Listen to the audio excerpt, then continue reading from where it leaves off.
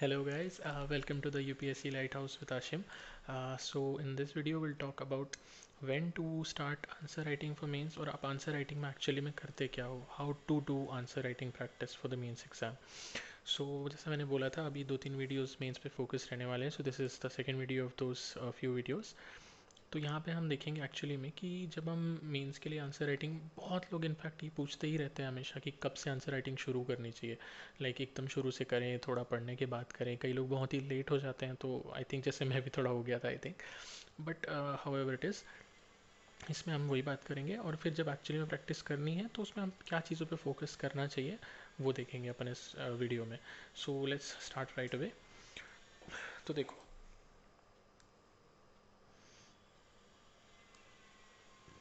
ये आपकी एक समझ लो टाइमलाइन है, ठीक है. तो यहाँ पे देखो, ये आपका मान के चलो स्टार्टिंग पॉइंट है. यहाँ पे आप पहुँचना चाहते हो, ठीक है.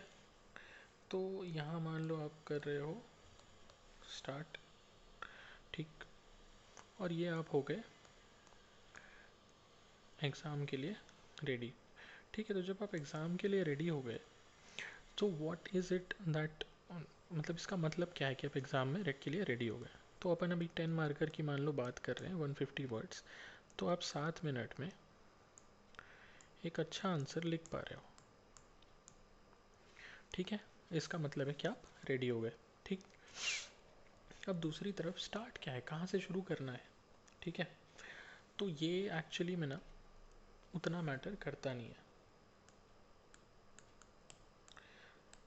अब क्यों मैं ऐसा बोल रहा हूँ, क्योंकि देखो सबका स्टार्टिंग पॉइंट अलग अलग होता है. कुछ लोगों की हैंड राइटिंग स्पीड ज़्यादा होती है, कुछ लोगों का सोचना तेज़ होता है, कुछ लोग ऑलरेडी इतना पढ़ चुके हैं. लेकिन हाँ, इतना हमको ये इंश्योर करना है कि हम इवेंचुअली यहाँ तक पहुँच जाएं, ठीक है. इतना टाइम हमारे पास रहे, पीसफुली हम यहाँ तक पहुँच जाए मेंस एग्ज़ाम के पहले. अब हो सकता है आपके पास टाइम की शॉर्टेज हो तो आप थोड़ा लेट पहुँचोगे, कुछ लोग पहले पहुँच जाएंगे. बट यहाँ पहुँचना है अपने को एग्ज़ाम होने आने के पहले. That should be your end goal, ठीक है. अब सबसे बड़ा एक क्वेश्चन रहता है लोगों को कि एक्चुअली में स्टार्ट कब करें, है ना. तो देखो यार, एक मैं आपको ना चीज़ बताता हूँ इसकी, कि समझ लो ये आपका ज्योग्राफी है, ठीक है, एज अ सब्जेक्ट, ठीक. अब इसमें कोर एकदम आइसोलेटेड क्वेश्चंस आपको दिखने को मिलेंगे थोड़े बहुत, जैसे प्लेट टेक्टोनिक्स के बारे में क्वेश्चन आ गया, या फिर हाउ आर फियोर्ड्स फॉर्म्ड वाला एक क्वेश्चन आया था. So those are isolated questions जो कि सिर्फ इसी डिसिप्लिन के अंदर आपके आंसर हो जाते हैं. बट देन आप बहुत सारे ऐसे क्वेश्चन देखोगे, around 60-70% in the entire GS 1 से 3 तक जो पेपर होता है, इवन एथिक्स का भी अपन उसमें मिला लें तो यार वो आइसोलेटेड नहीं होते. That will be this plus something, इस तरह की क्वेश्चन आते हैं. जैसे कि आपसे मान लो अगर मरीन रिसोर्सेज के बारे में पूछा, तो ऊपर ऊपर से आपको देख के क्या लगेगा कि ये ज्योग्राफी का क्वेश्चन है, ठीक है. लेकिन क्या उसका सिक्योरिटी से लिंकेज नहीं है. जब मैं पोर्ट डिप्लोमेसी की बात करता हूँ, मैं क्रिटिकल मिनरल्स की बात करता हूँ, तो उसका यहाँ पे भी लिंकेज है, टेक से भी लिंकेज हो जाता है. बायोडाइवर्सिटी की बात करता हूँ तो इन्वायरमेंट से भी लिंकेज हो जाता है. तो इस तरीके से है ना, थोड़ा बहुत इकोनॉमी को भी अपन जोड़ सकते हैं. क्रिटिकल मिनरल हो गया, लाइवलीहुड हो गया, क्रूड ऑयल हो गया, वगैरह वगैरह. तो ऐसा आपने देखा होगा कि आइसोलेटेड क्वेश्चंस बहुत कम है. तो मैं क्या मतलब सजेस्ट करूँगा लोगों को कि जब आप एटलीस्ट एक सब्जेक्ट कंप्लीट कर चुके होगे ना, तब स्टार्ट करना. या फिर मैं तो बोलूँगा कि आप जैसे शुरू में तो एकदम ऐसा तो नहीं है कि आप सिर्फ मेंस की तैयारी करने ही बैठ जाओगे सीधा. आप कोर सब्जेक्ट्स कंप्लीट करोगे, हिस्ट्री, पॉलिटी, ज्योग्राफी, इकोनॉमिक्स वगैरह वगैरह, धीरे धीरे करके एक एक करके करोगे. तो एटलीस्ट जब आपके ना 2 सब्जेक्ट जैसे कंप्लीट हो जाए मान लो, तब जाके आप करोगे ना, तो आपको एक बेटर व्यू मिलता है. आप एकदम से ओवरवेलम नहीं होगे क्वेश्चंस देख के. तो एटलीस्ट थोड़ा आपको अंडरस्टैंडिंग होनी चाहिए 2-3 सब्जेक्ट्स की. आपने थोड़ा एक पढ़ लिया है चीज़ों को, कम से कम कुछ नहीं तो यार NCERTs पढ़ ली हैं. अगर आप NCERTs पढ़ रहे हो तो, या आप क्लासेस ले रहे हो तो एटलीस्ट 2 सब्जेक्ट वहाँ ख़त्म हो गए, तब जाके ये कर लेना. अगर आप ऐसा करोगे ना, कि जैसे कि मैं अभी पहली बार तो ज्योग्राफी के NCERT लेके बैठा, फिर मैंने प्लेट टेक्टोनिक्स पढ़ा, और फिर मैं आंसर राइटिंग करने लगा, तो आई थिंक वो थोड़ा उतना बेनिफिशियल नहीं होगा। ठीक है, आप पीवाईक्यूज देखो, उसमें से कि प्लेट टेक्टोनिक्स पे कोई क्वेश्चन आया होगा, आप क्लाइमेट देख रहे हो तो हो सकता है कोई क्वेश्चन आ गया होगा। लेकिन जो प्रॉपर आप राइटिंग प्रैक्टिस शुरू करोगे ना, तो एटलीस्ट 2-3 कोर सब्जेक्ट्स का आपको थोड़ा नॉलेज है, उसके बाद करो तो बेहतर है मेरे हिसाब से। ठीक है, तो ये दूसरी चीज़ थी। अब अब अपन आते हैं एक्चुअली में इम्पोर्टेंट चीज़ पे। ठीक है, अब देखो भाई कि वाई, कि करनी क्यों है आंसर राइटिंग, मतलब क्या पर्पस क्या है आपका आंसर राइटिंग जो आप प्रैक्टिस कर रहे हो। क्या जस्ट किसी ने बोला है इसलिए करना है, मेंटर को इम्प्रेस करने के लिए करना है, या फिर कुछ है इसके पीछे ना। तो देखो यार, अपना एक पर्पस है इसके पीछे। क्या? Right good answers in the exam, है ना, यही तो पर्पस है। आप मतलब ऐसा तो नहीं है ना कि टेस्ट सीरीज़ में सिर्फ अच्छे मार्क्स लाने के लिए आंसर लिख रहे हो, ऐसा तो नहीं है। आप क्यों लिख रहे हो? क्योंकि एग्ज़ाम में जाके अच्छे आंसर्स लिखने हैं आपको। ठीक है, अब क्या अच्छा आंसर है that is a different story, वो हम देखेंगे आगे। बट यार एटलीस्ट आपको एक ये पता होना चाहिए ना कि मैं क्यों कर रहा हूँ। ऐसा नहीं है यार कि जस्ट मैकेनिकली की चैप्टर पढ़ा, पी वाई क्यूज़ देखे और उसके आंसर लिखने बैठ गए। थोड़ा माइंडफुली करो ये चीज़, पर्पसफुली करो, कि ध्यान में रखते हुए कि मैं क्यों कर रहा हूँ, है ना। तो देखो यार, अब अपन जल्दी से आ जाते हैं इस चीज़ पे कि एक्चुअली में आपको प्रैक्टिस अब करनी कैसे है। ठीक है, कि मतलब क्या हम देखेंगे प्रैक्टिस में, है ना। तो देखो यार, 2-3 इसके ना स्टेप्स हैं जो आपको ध्यान में रखने पड़ेंगे जब आप प्रैक्टिस करोगे। ठीक है, हम्म, तो देखो, आपका स्टेप 1 क्या है। देखो, आपका स्टेप 1 ये होगा, read and understand the question. Understand question, यही जो बात करते हैं ना लोग कि क्वेश्चन की डिमांड को समझना या उसकी डिमांड को आंसर करना, वो आप कब करोगे? जब आप क्वेश्चन पढ़ोगे और उसको समझोगे पहले। आपको एटलीस्ट समझ में आना चाहिए कि क्वेश्चन पूछ क्या रहा है। जैसे कई बार ना यूपीएससी में आदत है मतलब पेपर सेट करने वालों की, कि वो एक शुरू में लंबा सा स्टेटमेंट देते हैं which will be about one thing. मान लो वहाँ पे लिखा है कॉन्स्टिट्यूशनल मोरालिटी के बारे में एक सेंटेंस लिखा है 1.5 लाइन का, ठीक है, कोर्ट्स के अंदर। And the second half of that will be the actual question, जहाँ पे मान के चलो जुडिशियल अकाउंटेबिलिटी और इंडिपेंडेंस लिखा है। So you have to realise the fact कि वो क्वेश्चन सिर्फ कॉन्स्टिट्यूशनल मोरालिटी का है, सिर्फ जुडिशियल अकाउंटेबिलिटी या फिर इंडिपेंडेंस का है, या फिर दोनों का है। तो ये आपको डिसाइफर करना पड़ेगा, और ये कब होगा? जब आप क्वेश्चन इत्मीनान से अच्छे से पढ़ोगे और उसको समझोगे। ठीक है, तो क्वेश्चन की डिमांड को समझना बहुत ज़रूरी है, तभी आप आंसर लिख पाओगे। जैसे क्वेश्चन में पूछा कुछ है, आप इंट्रोडक्शन में ही कुछ और लिख के आ गए, तो आपके मार्क्स वहीं पे कम हो गए। तो वो इम्पोर्टेंट चीज़ है, बहुत है ना। तो ये चीज़ ध्यान में रखना। फिर नंबर 2 क्या है? Building an answer. ठीक है,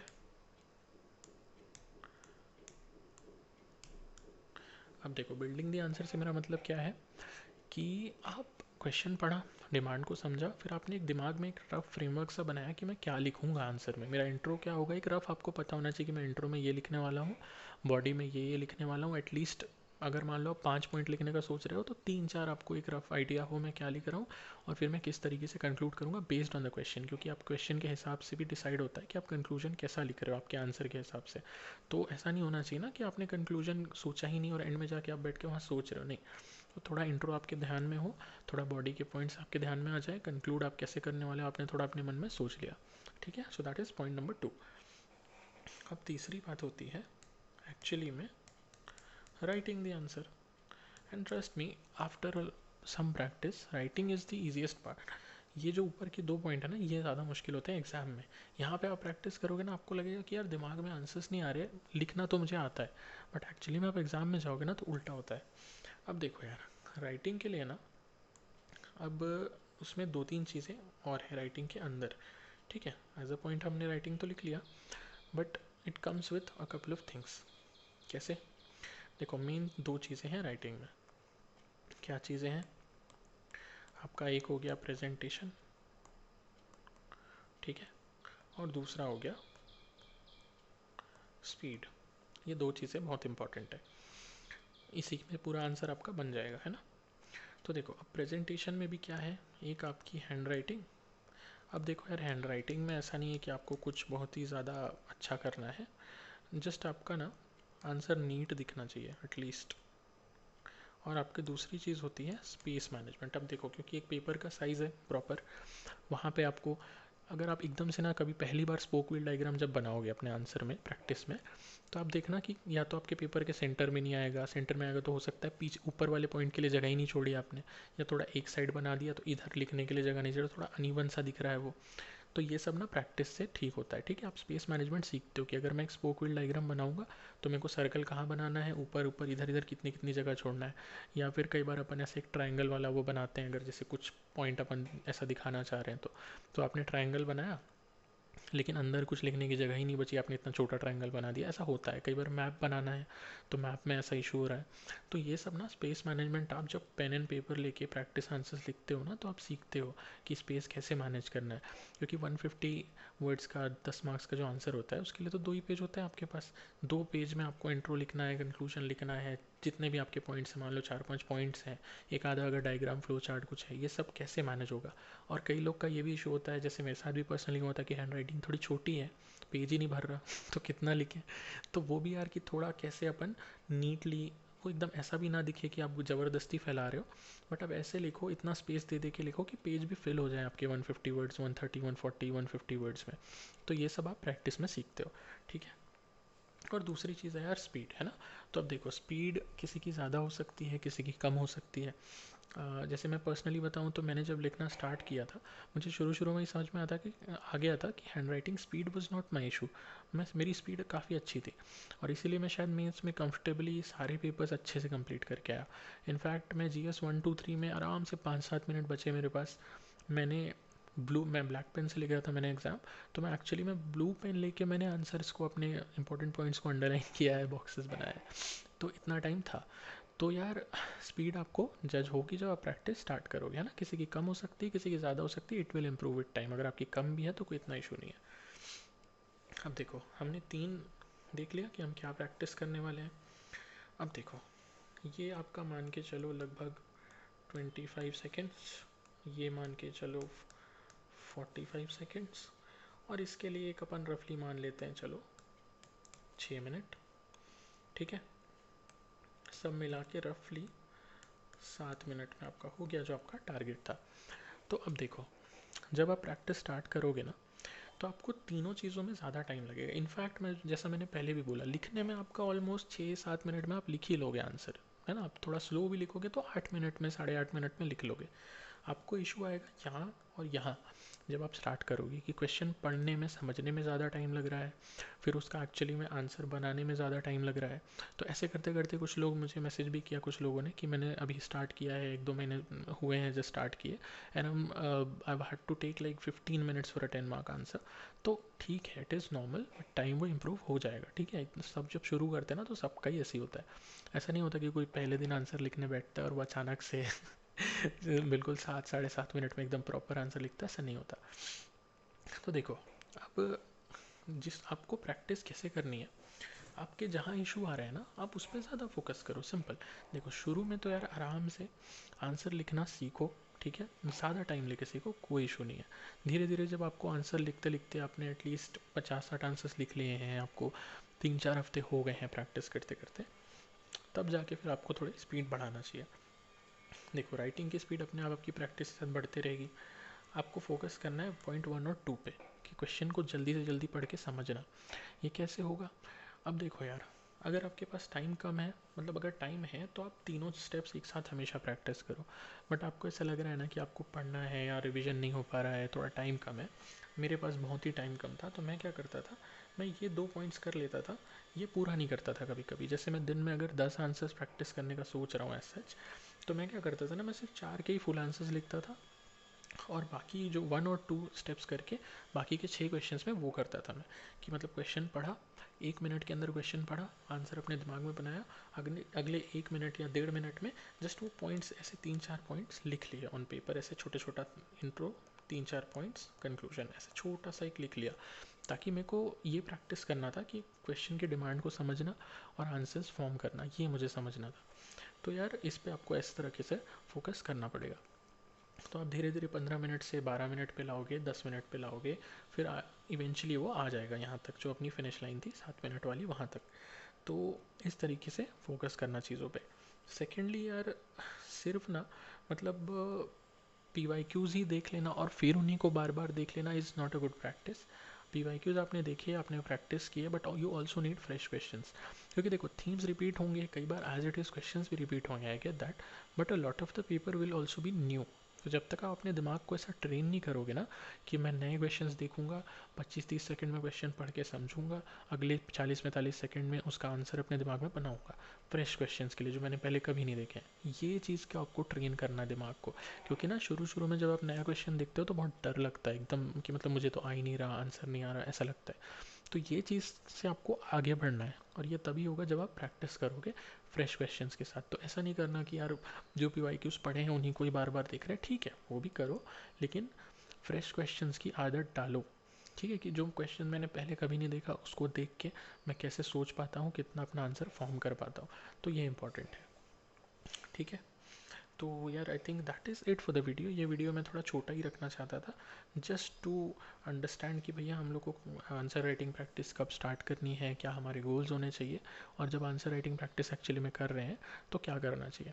एक मैं नेक्स्ट वीडियो बनाऊंगा जिसमें अपन ना यार साथ में बैठ के, मतलब अब आप भी पेन और पेपर लेके मेरे साथ बैठ सकते हो, अपन 2 या 3 क्वेश्चंस देखेंगे अलग अलग टॉपिक्स के, and upon live answer writing करेंगे उसमें। मतलब मैं वीडियो में ही करूँगा, या तो लाइव आके करूँगा, या फिर जैसे वीडियो बनाता हूँ ऐसे करूँगा पेन एंड पेपर लेके। ठीक है, तो उससे आपको ना एक आइडिया मिलेगा कि हम टाइम भी देखते जाएंगे साथ ही साथ, कि हम कैसे सोच रहे हैं, हम क्या क्या सोच रहे हैं अपने दिमाग में, मैं ये भी बताऊँगा, और फिर will do live answer writing. हाँ, सो या this was it for the video. Thank you.